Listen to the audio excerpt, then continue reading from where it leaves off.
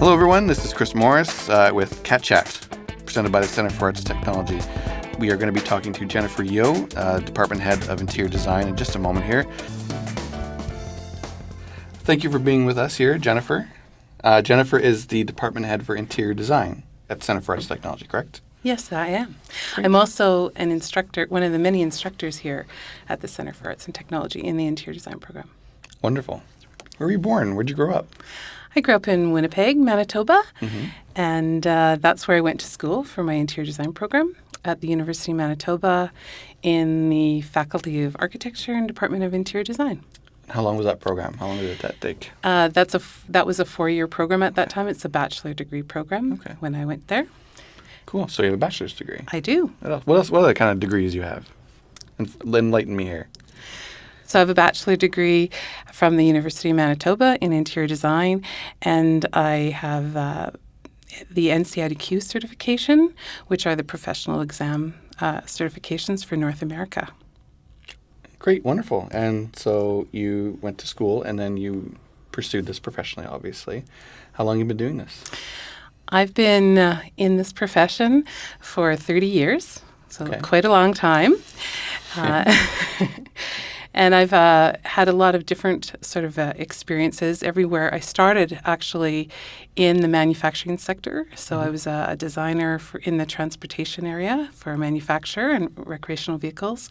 And from there, I went into project management for a couple of government agencies. And then I went into the private sector and worked in a very traditional architectural and design office. And then I opened a private practice of my own. So I worked as a sole proprietor. Okay. Cool. You have any interesting kind of weird thing? I heard one time we had an interior design teacher. She helped design prisons. Anything yes, like that? I've done that. You've done that? Yes, I have. What's that like? It's very interesting. You have to put your mind in a different sort of mindset. Okay. But yes, I've done everything from very small sort of residential things, a couple hundred square feet, to really large projects of 150,000 square feet and up. So quite a variety. Mostly my practice has been in commercial design or corporate design. So that would include offices and those types of things. But also I've done retail and some hospitality in restaurants. So when you say retail, you're designing a store? Stores and kiosks, pharmacies. I've done some of that. Also recreational complexes like aquatic centers and lots of gyms and those types of things. And then some healthcare facilities like senior centers, some treatment centers, care facilities. I've done quite a bit of institutional work as well. So some museums, libraries, some schools, daycares, spiritual facilities, quite a few of those. Wonderful. Some financial institutions, and so basically anywhere anyone would have walked into at some pretty point. Much. The building we're in right now, for instance. You bet. Someone would have had to consult an interior designer. You bet. In any interior space, interior designers are involved. Or should be. Of course. Because as part of the program, we learn about, not me personally, but the students learn about coding, code violations, and where, I was in one class one time sitting in, and they were talking about how many bathrooms had to be on each floor of a building. If it's six floors high, they have to have a certain amount of, is it on every floor has to be a bathroom, and those kind of things. They're very interesting. The building code is a very important part of what we do as interior designers, and especially in the commercial fields. It's very important. So the program we have covers everything from residential design and studio work and the theory and background and history of design and architecture, all the fundamentals, and it takes us right through to commercial spaces. The majority of the program is on commercial design, and it covers a lot of things like sustainability, the environment, those types of things that we're very worried about and concerned about in the world today. And it continues on through things like the building code and many of the technical issues that you have to cover. Right, and of course it'd be very different. You're planning someone's, say, condo that they're going to live in, as opposed to someone's workspace. It must be very professional, and that all leads to, the psychology of color and those kind of things. Whereas, it'd be offices, again, tell me, don't hesitate to tell me I'm wrong, but from what I understand, if it's an office building, it should be blue, unless it's an accountant's office, because apparently they can't do math. Oh my gosh. Psychologically, they can't do math if there's a blue surrounding them. I understand if you're building a gym, it should be blue. People can apparently lift more weights in a blue gym as opposed to a purple gym, which I don't understand because that doesn't affect gravity. Are these sort of myths that are in the interior design world? Some of those are myths, but the reality is color is very important because color is actually light, and so you absorb color, and it does affect your mood. It affects you both psychologically and physiologically. So it is a very important part of the study, and understanding which colors. There are colors that are appropriate for some areas and not for others. And sure, because if someone's condo, they want to be relaxing. They want to go home at night. As opposed to work, they want to be alert, and you maybe want to be alert. You might want to be active in a gym, things like that. Right. So yes, using color appropriately is a very important aspect of the study. Here's maybe a loaded question. What's the difference between designing a prison versus designing a high school? Oh my gosh. So I've mentioned that to some high school students, and they're like, what's the difference? If you look at the overall layout, that kind of thing. Well, primarily it's in different types of finishes. Okay. Although the finishes are similar, but sure. mostly it comes down to safety. Sure. So you're trying to make the residents there safe, as well as the staff as well. Yes, mostly trying to keep the staff safe, and the people living there safe from each other. And I guess themselves. Yes. And the high school, they can actually get out at night about 3 o'clock. They can actually leave and go home and have a sleep. So what brought you to teaching? Where does this? Is this something you've always wanted to do, or just? I have to say I have taught several different times in my career, just in small, being a guest speaker or instructor for different things. And I really found that I really enjoyed it. And one of the things that happens is that after you've been practicing for a while, you really want to give back to students for the people that helped you as well, and give back to the profession that we're in. But also you really become inspired and energized again with young people, right. And energized by their passion and understanding and the search for new designs and new technologies. And it's a very exciting field to get into as an instructor, and I love teaching. I love it, and I love being around the students, and I think it's a really different type of experience going to work every day, and I really enjoy it. And you were saying before you had your parents. There's a whole familial background in this, right? Oh, yes. We have about 5 interior designers in our immediate family. Wow. Both my parents were interior designers, and they were both graduates from the University of Manitoba as well. Oh, cool. My father was an educator as well, so that there's a little bit of that, I suppose, sure. in my background. And, I think being surrounded or growing up with them was a big part of my inspiration to be around design. We were around design all the time. We were dragged to every design store you can ever imagine. Right.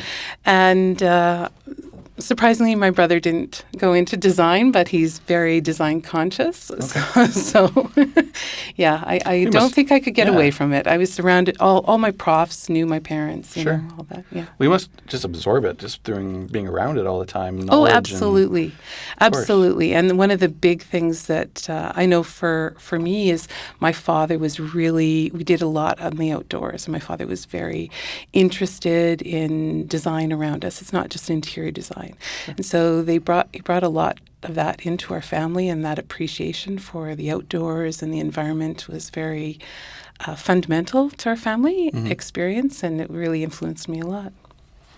Now, you mentioned the outdoors. Is there a lot of interior designing that happens on the Am I just being silly here, or is that design is everywhere? Okay. Design is everywhere. Like for parks or like it can be. There's landscape designers that go into that, but okay. The theory and the elements. Little I know about this. The elements and principles of design right. are the same no matter what area of design you study, and appreciating, looking to nature and seeing how nature has solved many design problems brings us to how we can approach and solve design problems in interior spaces as well. Now, what kind of problems would come up? Like, what kind of problems are we solving here? Well, actually, all interior design work is problem solving. Okay. It's actually a problem solving. So it's a cross between the science and the art. Okay. A combination. So you have the science of the technology and organizing space from a functional point of view. So designing space three-dimensionally or in two dimensions from organization, but also addressing the aesthetic part, the design part, and looking at how you can experience space and create spaces that allow people to experience them in creative and dynamic ways. So, it's more than just picking paint colors and picking carpet. So I can imagine, like, say, in a workspace environment, being able to have the difference between 4 people working in a space versus 12. If you have the space set up properly, is that sort of what you mean by space? The properly, I don't know. Functional planning. Yes. Functional planning. I mean, that's...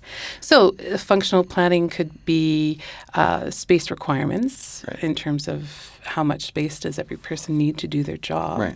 But it's also adjacencies, the types of adjacencies you have to work out between workflow, like where work comes in or the public comes in or how things happen like that. So all of that works into the function of a space, whether it's a residential space, personal space, or a commercial space.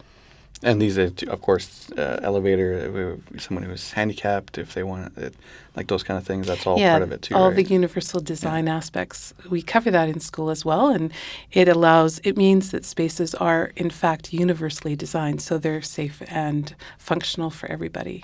And that's really the goal of design for now and in the future. Cool. So with the schedule that you have, are you able to do your own kind of work? Do you get inspiration to do, or are you just sort of doing this full time? Sorry, I forgot to ask. Do you have an outside business as well? Yes, I do. Okay. I have my own practice, which is Yeo Design Associates. So you do have time for some stuff. A little bit. I still do practice. Yeah. In fact, all our instructors are practicing professionals, which is a great thing in the school. They all bring something that's very current and relevant to their instruction in the classroom, and that is a great asset. And, whether they're practicing interior designers, architects, architectural technologists, they could be specialists in the building code or specialists in lighting or actually business. We have business specialists as well that come in and teach here. So having all of those sort of specialties allows us to really bring something special to our students. Well, that's so important too. Like, you don't want someone, or you don't want someone who doesn't know what they're talking about necessarily. So it's nice to have someone who has their own business and can come in maybe on a Monday morning and say, wow, this something happened to me last week, let me tell you about it. And then you can pass on that, and maybe the next person won't make the same mistake.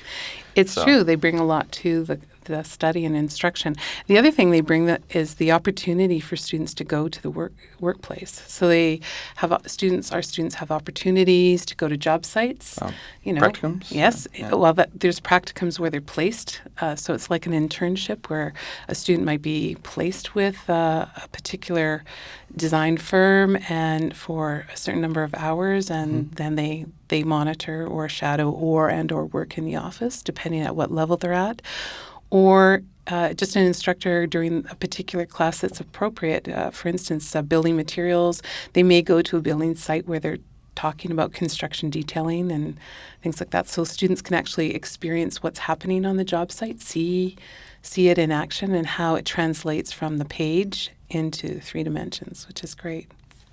That's great. Awesome. What about maybe from your parents, a piece of advice? Something maybe you pass on to a current student, or can you think of something just off this something that's always stuck with you, or? Well, I think one of the main things to consider is if you're coming into the field or considering this as something you might want to do, or while you're a student, is the passion. The passion for design. Yeah. And it is really, if you have that interest and you have that growing passion, what will happen is that it brings you and carries you along as you go through your career, because your career changes quite a bit as you practice, because it is so diverse. You can go into so many different areas of design. And so having that passion and always that quest for learning something new will bring you to, find an area in interior design that really fills your day and sustains you, really. Yeah. So that's part of it too. I mean, that's one thing we can't teach people. I try to tell high school kids this and parents and stuff like that, is that we have the knowledge, we have this, we can teach you skills, we have the books, and we have all the stuff that we can impart onto you. But passion, hard work, determination, stick-to-itiveness, that kind of thing, we can't teach those things. Those are sort of ingrained within you, or if you find that thing that is your passion, that will come with it, presumably. I mean, some people, everybody's wired differently. Some people just might have that ingrained as well. But it's one of those things where, I try to impart that knowledge where it's like, well, we have this great facility with all this knowledge and all this great stuff, but it's up to you to be the one who goes out after graduation, leaving the nest kind of thing, and finding that job or that profession, or that trying to get a job and being rejected, but then going back and trying again. And it's one of those things you just can't teach people necessarily. Yeah, it's a journey. It's a journey. So hopefully one of the things that students will understand while they're here is that we strive to empower them, both in their education while they're here, but also empower them in their abilities to pursue others, to look further in their career when they're actually out and graduating and working, because that is a very important aspect. You have to keep searching and keep learning. Yeah, and that's actually the really exciting thing about what we do too. Every job is different. Yeah. Sorry. No, that's okay. Is there a certain kind of person who's really good at this? I mean, we don't want to generalize, but do we find that there's people who are better organizers versus, that, like those kind of things where they have people say it people helps to be very organized. The colors are like orange versus blue happen. or whatever, and it helps to be very organized. Yes, so that kind of person, it does help.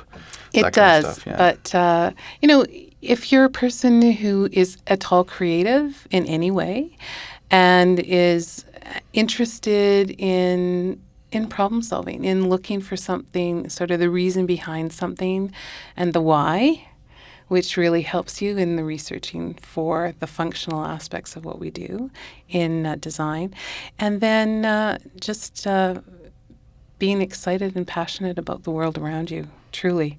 If you can look at the world around you and see that there is design, and that's one of the things that we hope our students will understand while they're here and experience, that is that they will see so amazing things in the world and be passionate about it to make change and make the world a better place for all of us to live in and enjoy. Can someone who's colorblind be an interior designer? That's pretty difficult. Honestly, there are many aspects to interior design. So could they work in the field? Yes, they could. Okay. But would it be appropriate for them to be choosing color? No. Right. The psychology of color might be a little different for them. Yes. I've had clients that are colorblind. Okay. That's a very... Well, I would imagine, yes. That's very difficult. I would imagine you get a lot of clients who are thing. colorblind. That's why they need the help, right? Yeah. Well, when people really truly are colorblind, they do. Sometimes I've had residential clients, and one partner might be colorblind, and you do have to address that. You have to understand what their color blindness is, and how to talk to them. How they see color, because they see color very different. It'd be like almost trying to talk to someone with a different language. You need a translator. Yeah, yeah. That would be difficult, I'm sure. It's very interesting, but it wouldn't be a positive thing for people going into not to put weigh anybody down with anchors or tell someone they can't pursue something that's their dream. But on our website, digitalartschool.com, I was just looking at this on the blog that we have there that Megan Hartridge puts together. And we recently, you can talk about this more, but I'll just read the headline here. CAT and RCC Inc. Interior Design Articulation Agreement. And I'll just read the first paragraph. Center for Arts and Technology is pleased to announce that an articulation agreement has been reached by the RCC Institute of Technology in Concord, Ontario. Articulation is the process of comparing course content between post-secondary institutions. This agreement will provide a simple and guaranteed transfer of course credits for interior design students looking to pursue a Bachelor of Interior Design, or a BID, once they have completed the Diploma of Interior Design, DID, from the Center for Arts and Technology. And you could read the rest of the article on, like I said, on our blog, digitalartschool.com. Well, I'll leave it. I'll bring the next quote from you. So rather than just have me say it, how about can you comment on this and how great this is? I'm pretty big, I understand. This is a huge thing for our students and our graduates, our current students and our graduates, and our future students, because it gives them many opportunities in their career. Gives them many opportunities once they leave here if they choose to pursue a degree program, a bachelor program. They can do so while they work, because this particular program actually can be done online. So they can work anywhere, even though it's located out of Ontario. They can be anywhere and finish off their degree. So they can be working while they're going to school. And Wonderful. It gives them lots of opportunities. And the greatest thing about the articulation agreement, basically, it means that we've already compared course content between the two education institutions, and so students do not have to try to challenge every course out. They get automatic credit for what they've taken in school here. That's wonderful. Yes, it's great. It's a great opportunity. Great. A couple of programs we use, AutoCAD and Revit. Yes. I love saying Revit. Sounds like I'm Kermit the Frog or something. Revit. So what are those, like briefly, of course, but AutoCAD and Revit, what would people be doing if they're using those programs? Well, they're pieces of the technology that's absolutely mandatory in our field today. So they're actually drafting tools, assistant drafting tools that happen on the computer. So it allows us to draw drawings and build things in 3 dimensions and communicate with other design professionals like engineers and architects and things like that.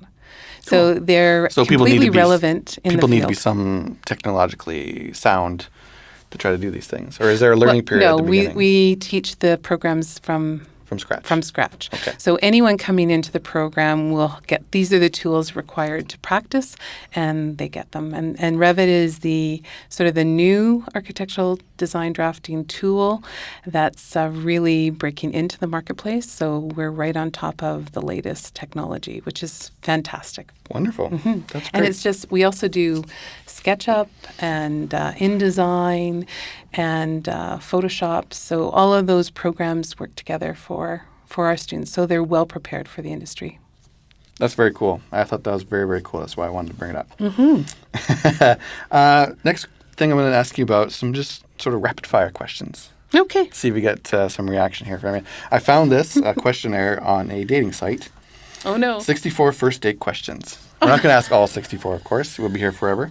But we'll just pretend for a minute. We're looking for some compatibility here. Okay. Even though I'm not answering any of these questions, just you.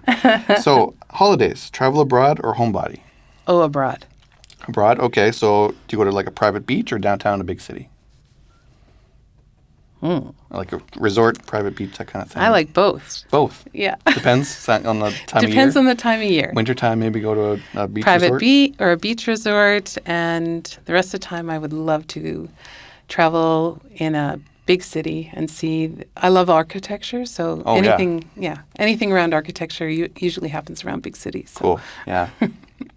I've been to like Chicago, LA, New York. I've gone on these tours where they do the architecture. Like the downtown LA and the walking tour. Yeah, they're Chicago wonderful. Especially. Chicago's fantastic. I went on the boat, going around in on the boat and through Chicago, doing all the architecture. Lucky it was you. so wonderful. I definitely recommend it. Mm-hmm. It sounds dry going on an architecture tour, but it's really, really cool. Chicago's famous for the Frank Lloyd Wright walking tours, and they're really wonderful. Very wonderful. Yeah. Mm-hmm. Read actual books or ebooks? Actual books. Actual books? Hate ebooks, sorry. That's okay. PlayStation or Xbox? Oh, you can say neither. I've it's never okay. played either. Either, okay. How about board games? You like board games? Love board games. What's your favorite board game? Scrabble. Scrabble. Very cool. Now, would you play Scrabble online or just Scrabble like on a...